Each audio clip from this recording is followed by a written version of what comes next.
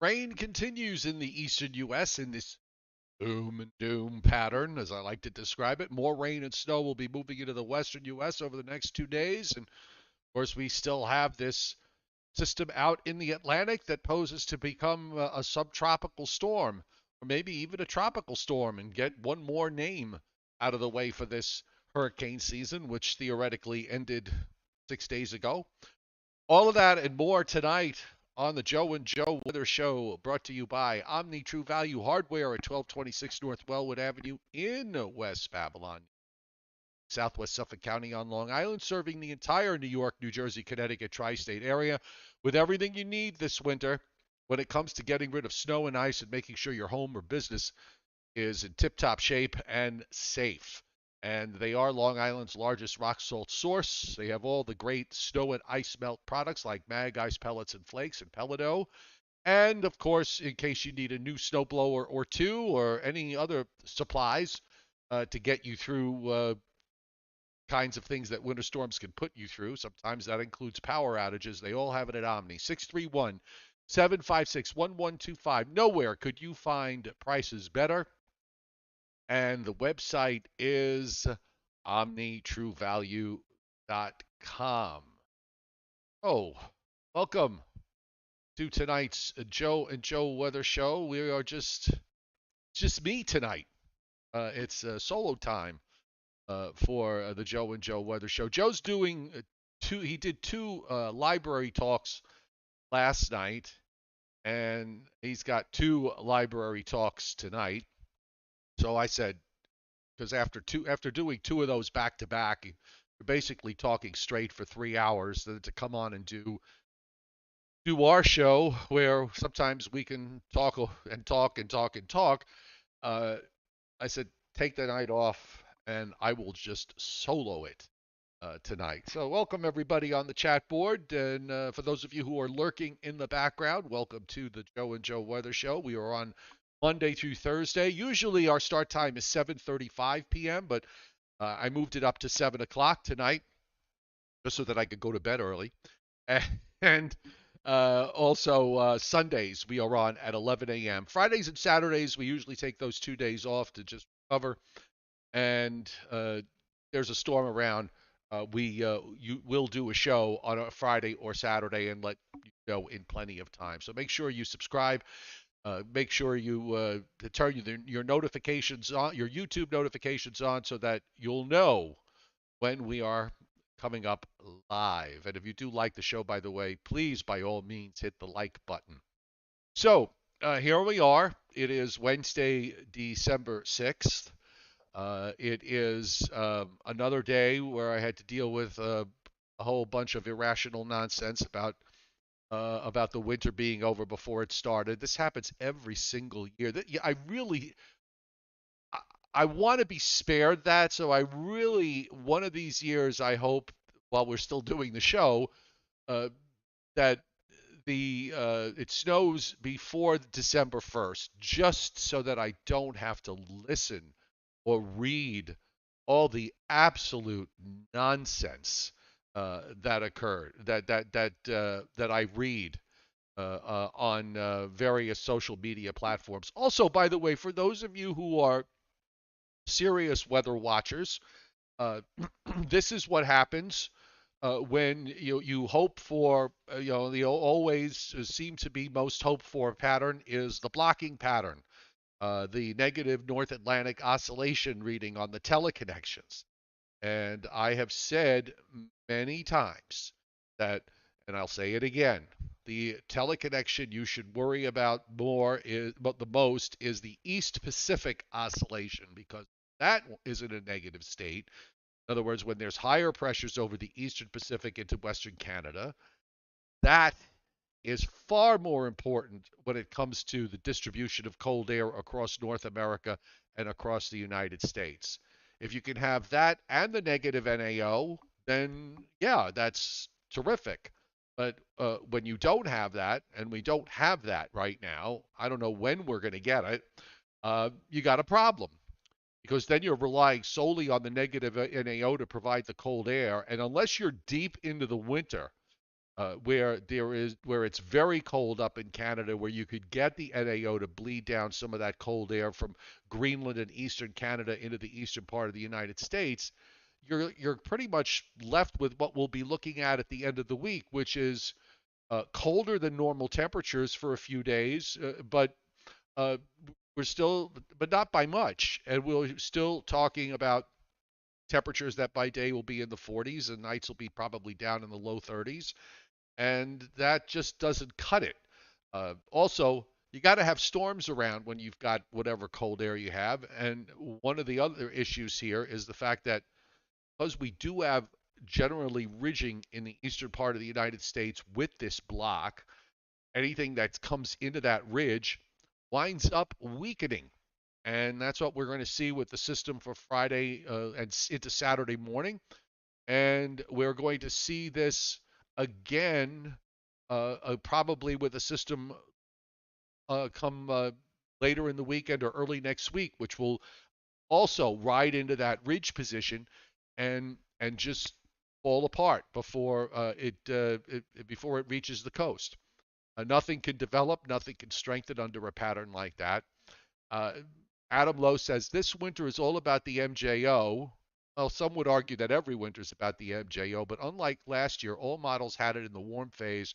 But this winter, every model is totally different, so you could pick a phase, and the model has it. Somebody told me that, Adam, that actually I read this a couple of posts about this a few weeks ago, that the J the JMA, the Japanese model, and its interpretation of the MJO was the one that seemed to be working better than all the other models.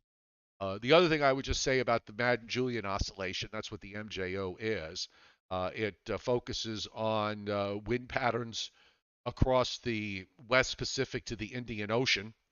Uh, One of the things that we have to remember is that the phases of the Madden-Julian oscillation, they need to teleconnect with what's going on with the rest of the Pacific. Sometimes you can be in a phase that's favorable for cold and snow in the eastern part of the United States, but if it doesn't teleconnect across the Pacific, it's useless. And at the end of the day, the Pacific really is going to be the most important thing, and it's just with regards to the pattern, it's just not going to be there, at least for now.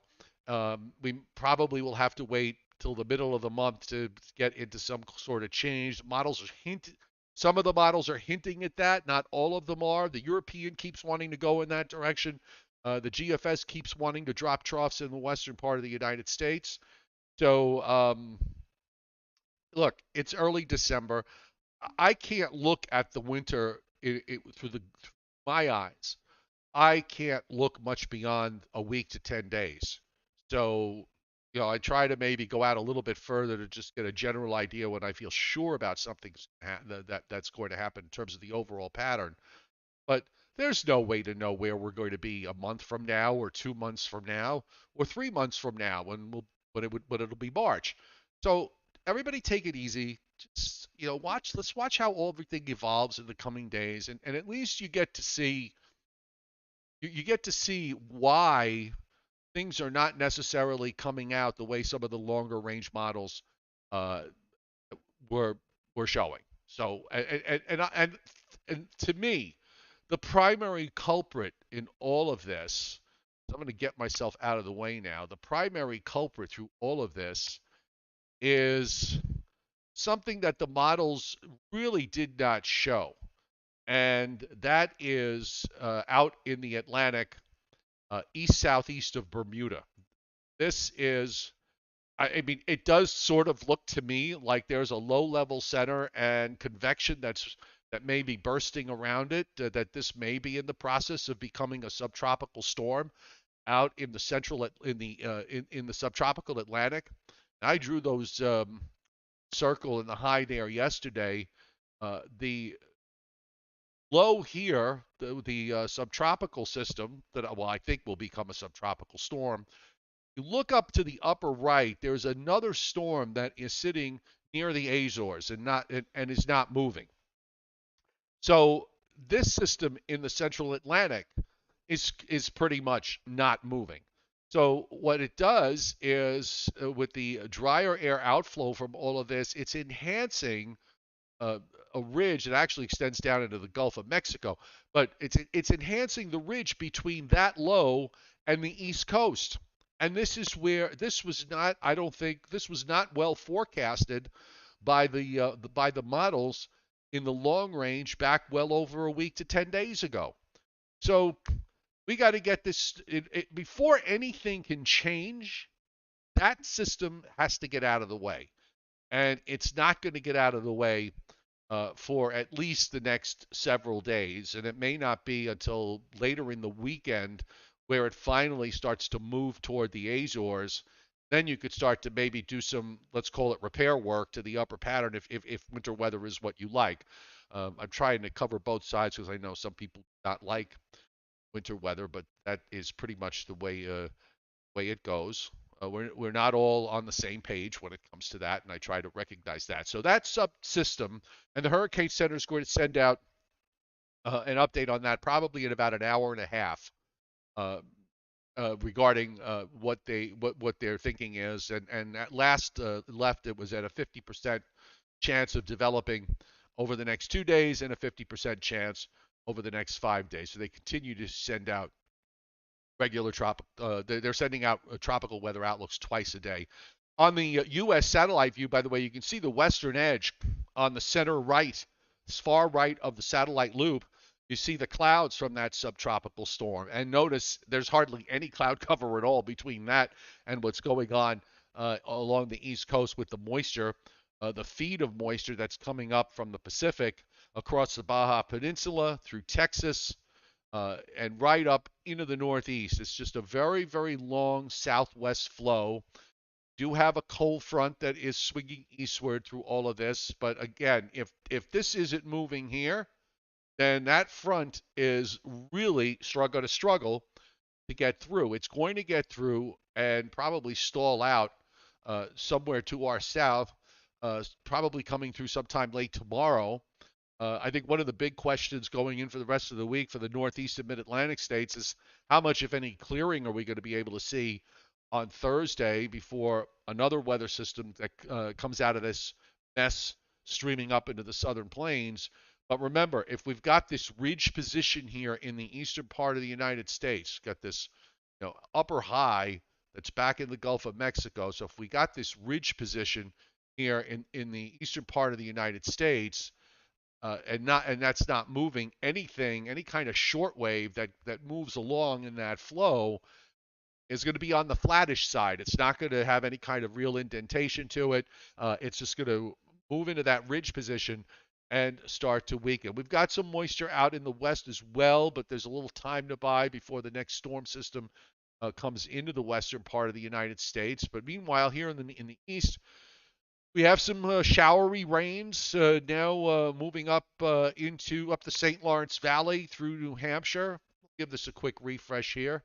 I was actually from earlier. They have now moved off into Maine, still up in the St. Lawrence Valley, and we've got a band from New Hampshire down to southeastern New England with the break. Now another band is working across Long Island and New Jersey and eastern Pennsylvania down into southeastern Virginia, and then you get another break.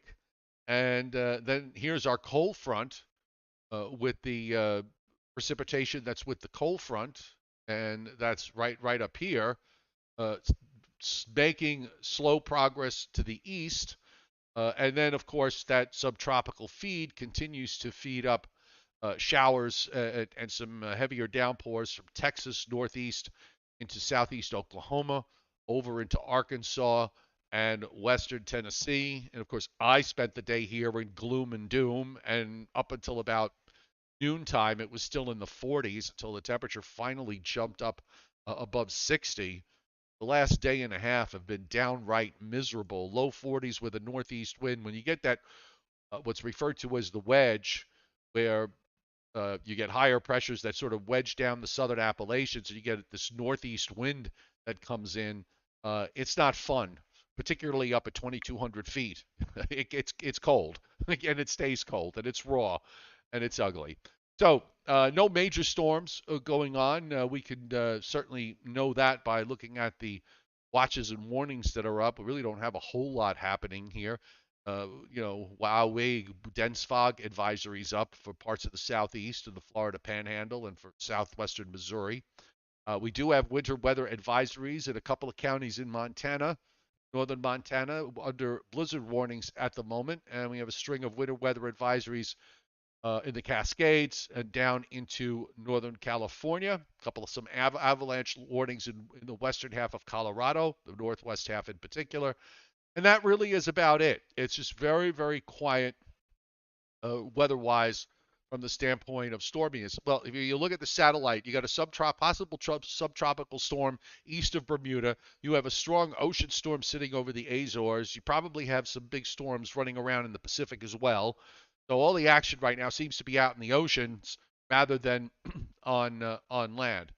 The WPC folks, and this is the new forecast. So we are looking at a half to 3/4 of an inch overnight into tomorrow morning from the rain that's fallen. So just add it on top of whatever's already fallen, and another half to 3/4 in the Tennessee Valley and the lower Ohio Valley back down into the southern plains. A load of moisture here of anywhere from a few hundredths to up to a 1/4 of an inch or so in parts of Utah and western Colorado, probably mostly snow, and just a little bit of moisture coming into the Pacific Northwest.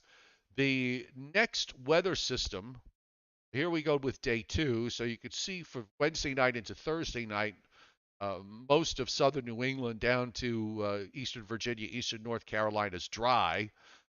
You've got the system pulling out into New England. The next one with moisture in the middle Mississippi Valley and into the lower Ohio Valley. Now, this system's going to weaken as it comes eastward. And you see it here for Thursday night into Friday night. And then by the time we get to Friday night into Saturday night, there's very little left. There's a few hundredths to maybe a tenth of an inch of rain. Perhaps in some elevated areas in central and western PA and southwestern New York, there might be a little bit of snow there, but nothing that's going to amount to anything.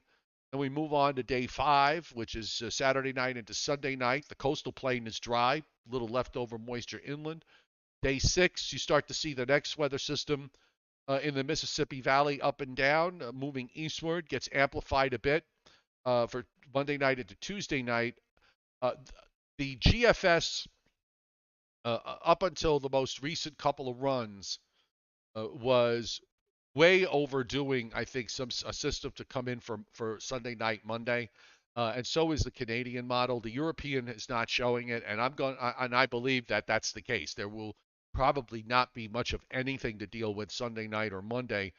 Maybe a little bit of leftover moisture, but that would be about it, and perhaps most of that gets left behind. So we'll have to wait till the middle part of next week, I believe, to deal with the next weather system. And this one, by the way it's shaping up, might mean big snows for the Dakotas and for the northern plains. So that's something for them. Because the models seem to be, because we're still in a ridge position here in the east, and where the block is, it takes a low well to the left, and all we're going to be left with is a cold front that's going to be pushing along. Next 72 hours, the probability of at least 2 inches of snow for the next 72 hours. We have in the west, rather high probabilities. We also have in the parts of Utah and western Colorado some high probabilities, and some 30 to 50% probability showing up in southernmost North Dakota, across central Minnesota, and also through northern Iowa, southern Minnesota, into southern Wisconsin. So that's the probability of 2. We just raise it to 8, see if anything that could be significant. It's out in the Cascades and a little bit in the northern part of the Sierra Nevadas. And on the long range, just to satisfy your curiosity, I'm going to refresh this to see if we got an update. And for Friday night into Saturday, this is Friday into Saturday, you can see what WPC is doing here. They have a 10 to 30% chance that there could be up to a 1/4 of an inch of snow and sleet. I think they're pushing their luck there for central PA and for southwestern New York, and also for parts of Michigan. And then as we move on to Sunday, nothing. Monday, nothing. Tuesday, you see the probabilities here on day 8 in already showing up is 30 to 50%, and even an area of 50 to 70% probability in the Dakotas and on up into Minnesota, extending down into northern Nebraska. So this could wind up being a sizable snowstorm for those particular areas. So uh, I'm going to just look at the upper air. We'll take a look at the European, and you'll notice just going back a couple of days, now to today, here we are, and you see the representation of what is the subtropical system. That is this right in here. This is your subtropical system. This is that storm in the Azores. Here's your block right in there. All of this is way higher than normal pressures. And of course, again, because you've got this system sitting somewhere east southeast of Bermuda, that's enhancing a ridge along the east coast. It's keeping the troughing down in the west, and we're just under this very long fetch southwest flow in the upper atmosphere. Cold air is coming down into the western part of the United States and then into the Dakotas, and then it gets deflected back northward up toward Hudson Bay. So the trough is all wrong. It's all out here. You got a block. Hooray. What good is it? It's the Atlantic now that's all messed up.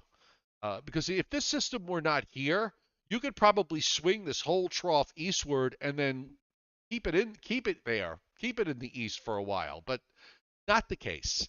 And the European, the recent runs of the European seem to be doing the same thing. You'll notice that the subtropical low going through Wednesday and Thursday barely moves. Then it just here we are into Friday, and it's moved a little bit, but it's still creating ridging issues along the East Coast. And then finally, it starts to get out of the way by the time we get to Saturday and Sunday, and the ridge in the east begins to flatten out. And you see that process here with that system. Here we are on Wednesday, okay, and you see that ridge there in the eastern part of the United States. Once it pulls out, then the ridge gets to flatten. And that's what you need to happen. We need to see that subtropical system get out of the way. And the European does make an attempt. The next trough that drops into the west, and this is going to wind up being that system that WPC was pointing out in the long range for the Dakotas 7 and 8 days from now. That gets to lift up toward Canada, and then you start to get a colder look. This will be around the 15th, 16th of the month. This is a colder look if it materializes. You have an upper low sitting in Hudson Bay. You're finally getting a cold flow out of Canada. You no longer have a trough in the west.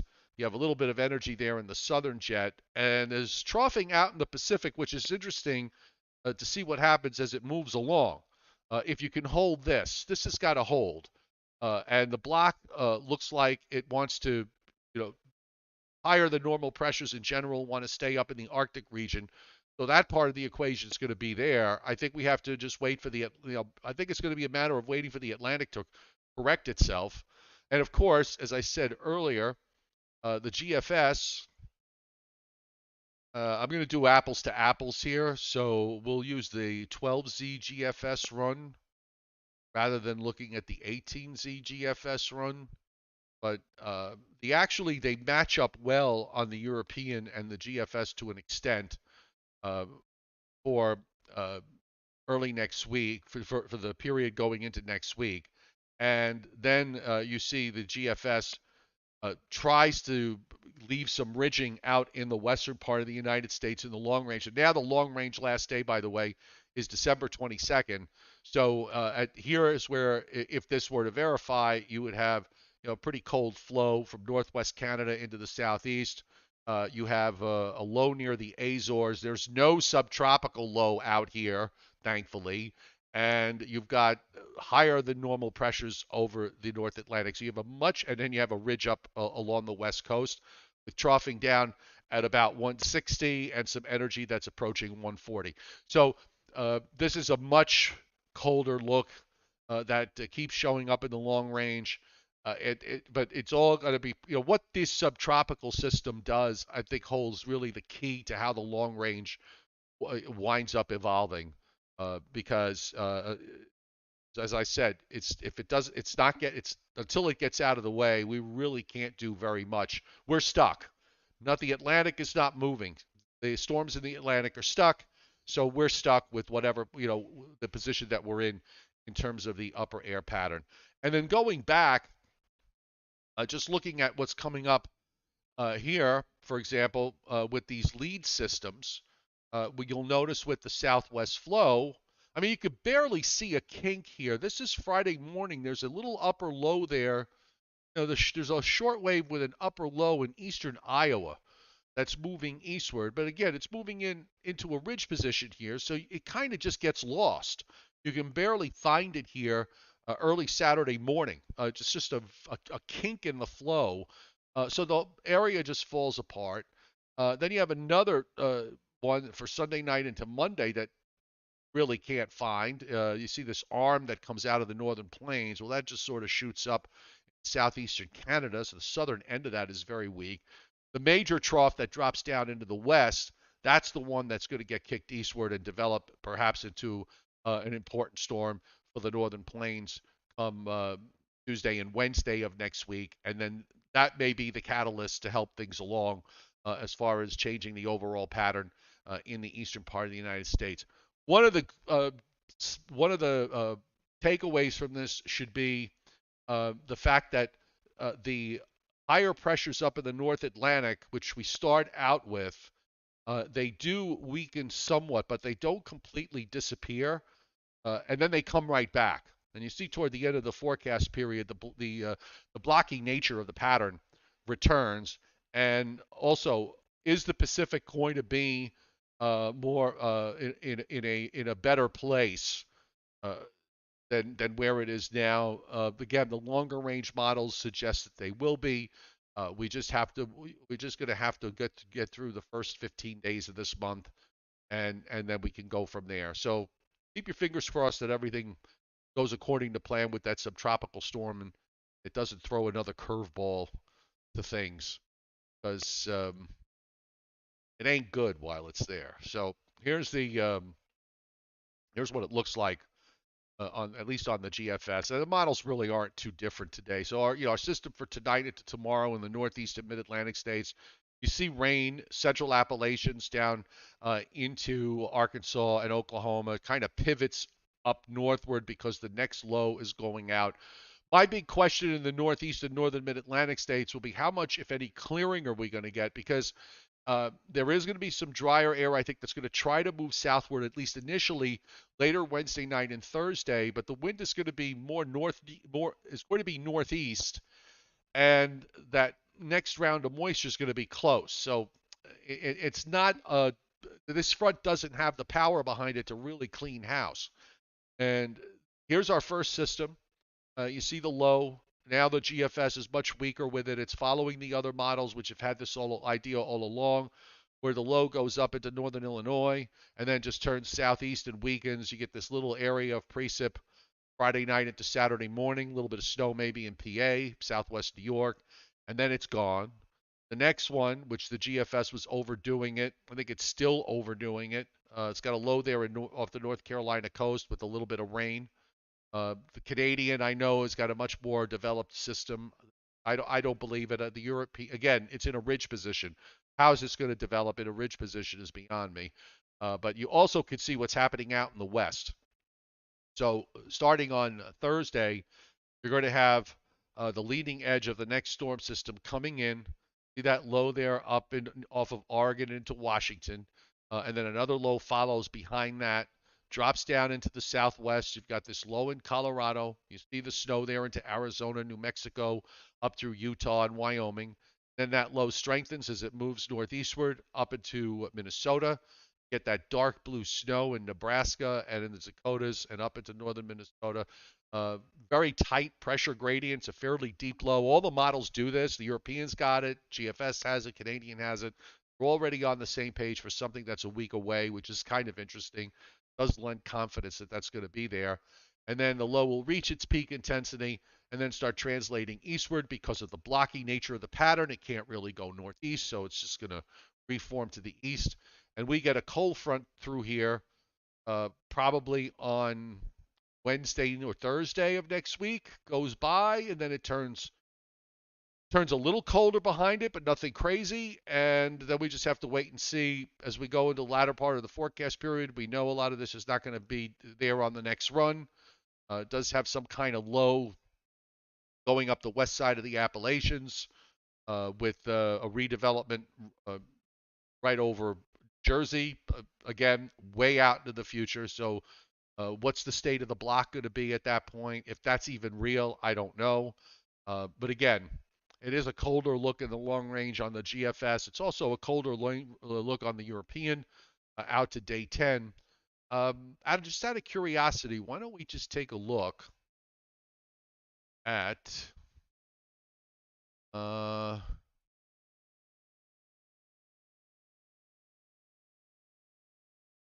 second. Okay.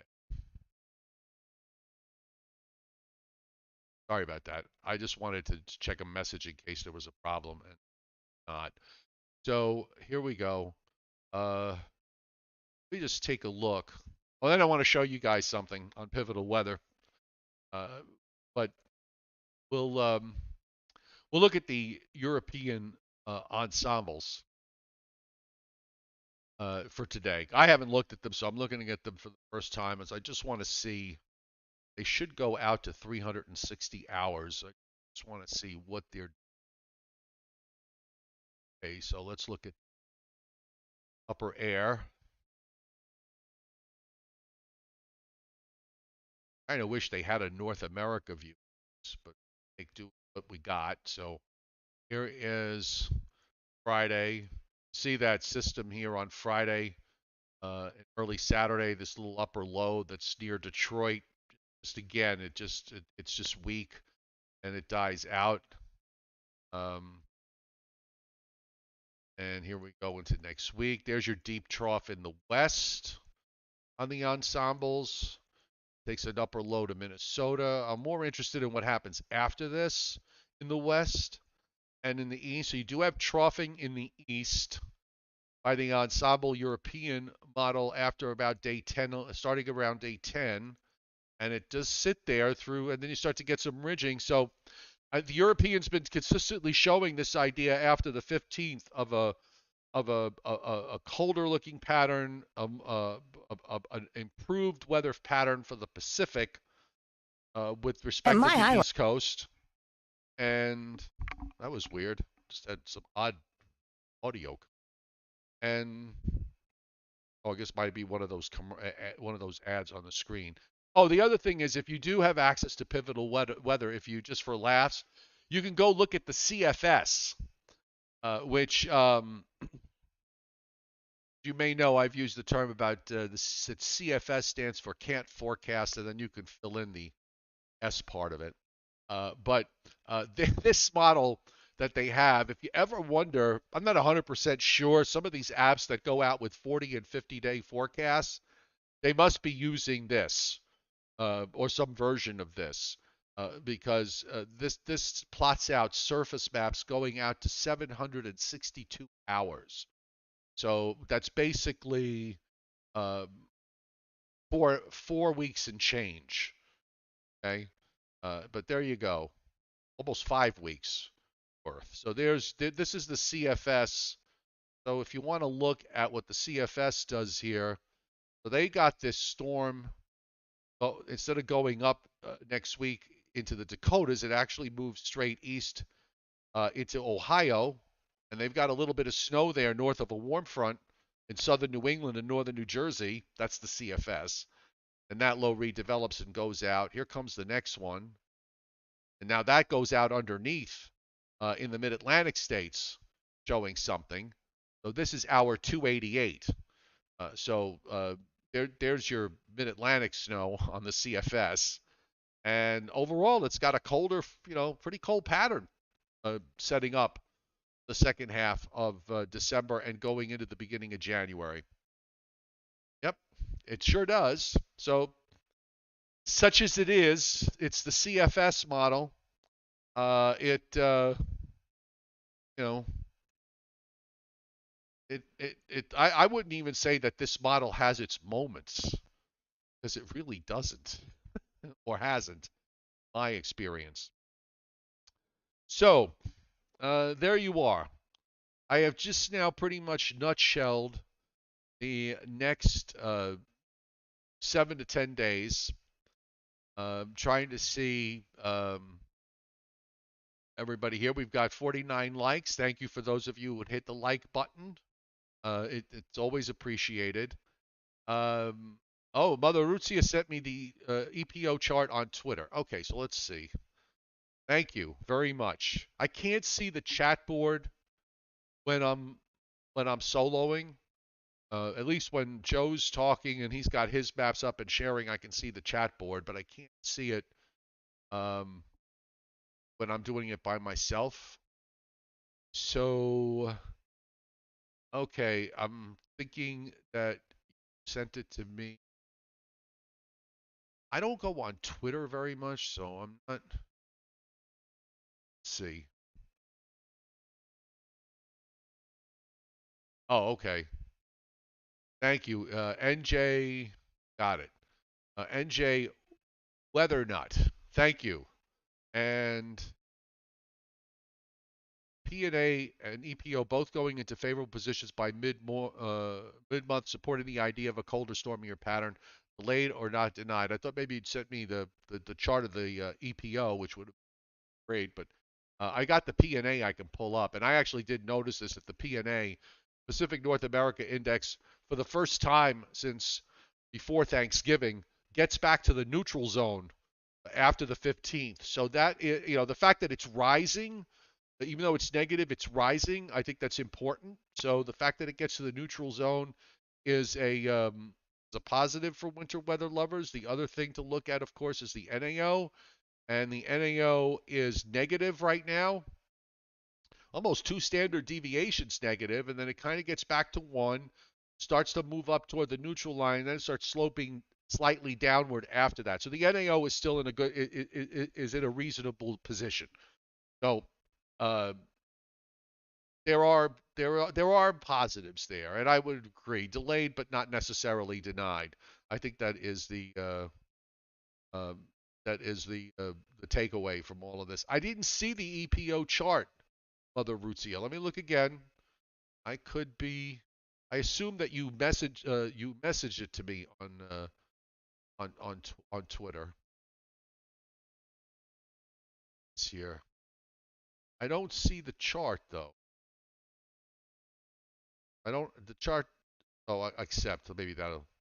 Ah, there they go. Okay, excellent. Thank you very much. So let's see the EPO.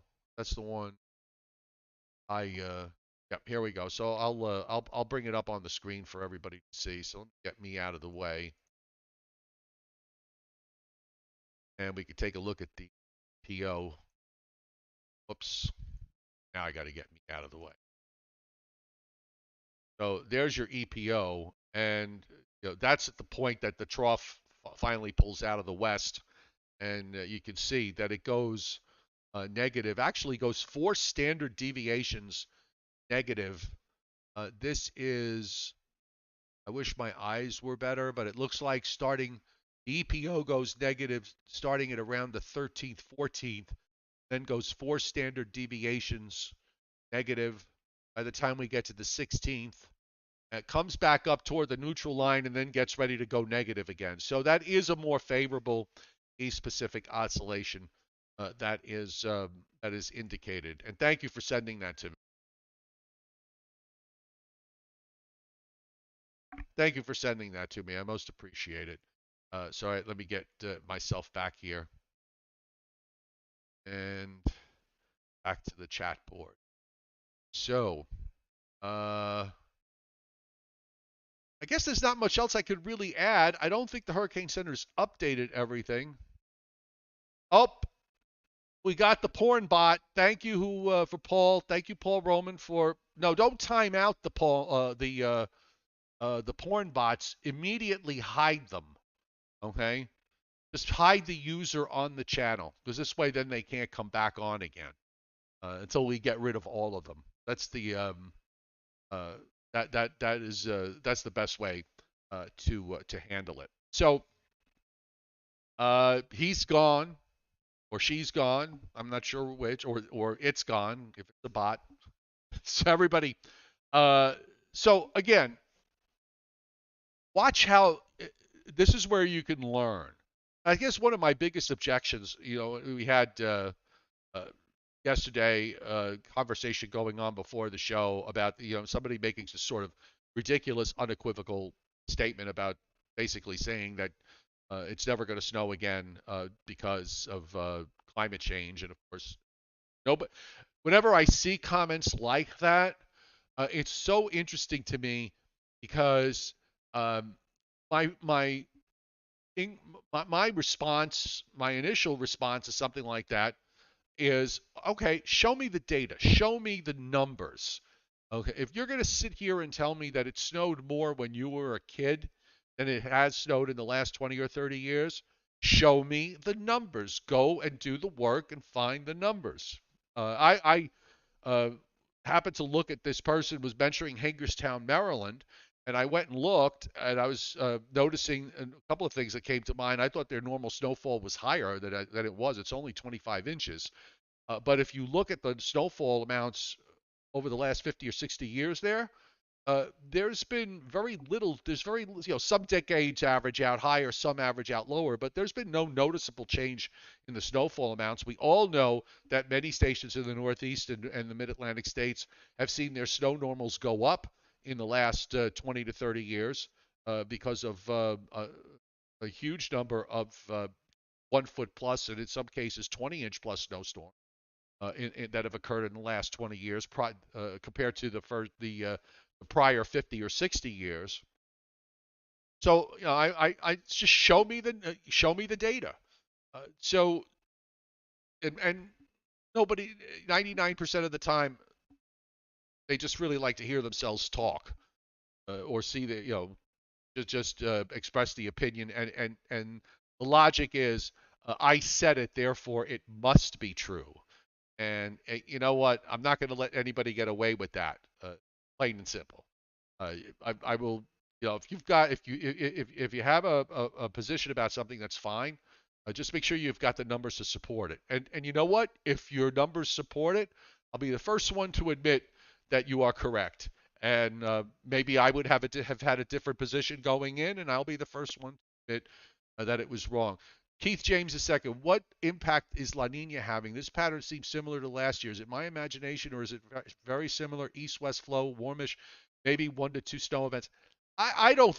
I look. I honestly, I don't think it's the same. For one thing, we did not have. We did not have as I recall, we did not have a big blocking pattern of any kind during the month of December. So right off the bat, it's that part of it's different. If the block weren't there, I think we probably would be, remember we had very warm air, we had severe thunderstorms and tornadic activity that occurred in the Northeast and northern Mid-Atlantic in the month of December last year, which was almost unheard of, very rare, but has happened before, but it's a very rare thing. This is the third year. It is weakening. Supposedly, it's supposed to go to a neutral. In other words, neither El Nino or La Nina by the time we get to February. I have my position is you cannot look at one specific thing and say that is that's the driving force. That's kind of the big thing I have against with the Weather Service's winter forecast. It's all basically it's either La Nina or El Nino, and there are so many other things that come into play. Uh, on the warmish side, we're seeing it now with what's going on in the Atlantic. On the side of cold, we've seen it. We saw it in 2015 in February. I'm sorry, in January of 2015. when a typhoon recurved and reinforced a deep low in the Gulf of Alaska, and that set off a cold weather pattern that lasted that began in the last 2 weeks of January, started off with the infamous half blizzard, and then we had that bitter cold February into March, and it almost carried through pretty much right through the end of March. So there are too many things that can alter what should be, you think is an automatic. It's an El Nino, therefore it must be this way. It's a La Nina, therefore it must be this way. There's too much other stuff that's happening. I personally think that the polar vortex up in the stratosphere is probably the bigger driver in all of this.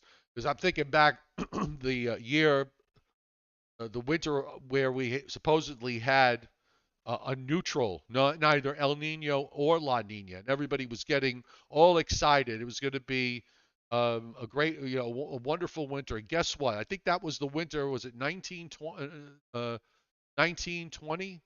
Where the snowfall was way below normal in the Northeast. You basically had a wrapped up polar vortex that looked like the kind of polar vortex that you would get in a super El Nino or a super La Nina year. That's what you wound up having to an extent. So honestly, it's there. It doesn't impact my short-term forecasting. Whatever it is, it is. I can't control that. So I just worry about the next week or two and go from there. I'm not going to lose sleep over whether you know there's a La Nina or El Nino with regards to how the winter is going to come out or how the spring is going to be or how the summer is going to is what it is. Chuck Cardillo, did we ever have a 4 year in a row La Nina? I don't know. I don't know personally. I did have someone ask me that question and stated that and they stated, I'll just assume that they're not making it up. They said we've never had a 4 year in a row La Nina. And whatever the implications are of a fourth year of La Nina is something that we don't know until it happens. So maybe we don't want to find out. Um, so um, so Tim, I don't know if you're talking. He says because I'm seeing Rick B. You're just replying to Tim. He says it's not split. The polar vortex is split now. I don't know if that's what you're talking about. The polar vortex is split right now, unless you're talking about something else. And Miss Fowler writes says 3 years are the most. Yeah, that. There's never been a fourth year.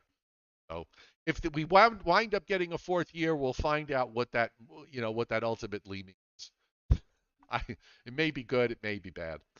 So on that note, folks, I'm going to wrap it up. Thanks for being here. I don't get to solo very often. When I started doing this show, it was all me. Uh, so now I'm so used to I'm so used to having a partner that it's hard for me to solo, but I somehow managed through it. Thanks for the 73 likes. And Joe and I will be back tomorrow night at the regular time, 7:35 Eastern. So we hope to see you then. Everybody stay safe, and we will see you tomorrow. Good night, everybody.